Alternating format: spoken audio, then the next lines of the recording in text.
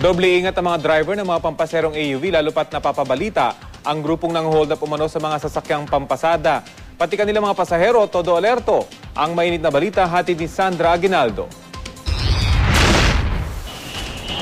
Sa mahabang pila sa terminal ng AUV kanina, ilang veterano sa pagsakay ng AUV ang aming nakilala. Bawat isa may leksyong natutunan sa pakikipagsapalaran sa lansangan ng Metro Manila. Yung ATM ko and yung important IDs, I left it sa drawer ko sa office.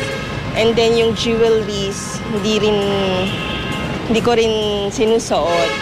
Tsaka yung money na nilalagay ko sa bag ko, yung enough lang for the week. Hindi rin talaga natutulog talaga. And yung bag talagang super safe na nasa lap mo lang talaga. Pasahero man o driver, alerto ngayon. Lalo pat napabalita ang grupong nang-hold up gamit ang mga pampasaherong AUV. Sa terminal na ito, hinihikayat ang mga lalaki na sa likod na bahagi ng sasakyan maupo. Siyempre, kikilatisin mo rin.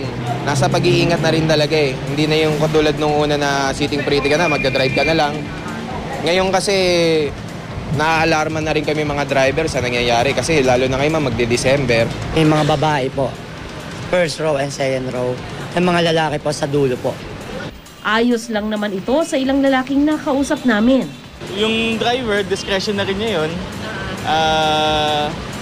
Nagbibigay galang na rin sa mga babae na makaupo rin doon sa gitna, courtesy na lang.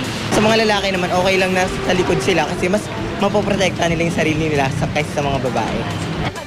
Abang na driver, meron din daw baong pangdepensa. Ano po yan? Panghataw sa mga masamang loob. Nagamit mo na ba yan? Hindi pa naman mamawalan Diyos. Huwag naman sana kung mangyari. Awalan Diyos, ano? Pero bakit kailangan mo magdala ng ganyan? Kaya talaga bang delikado? Minsan ma'am, delikado mo eh.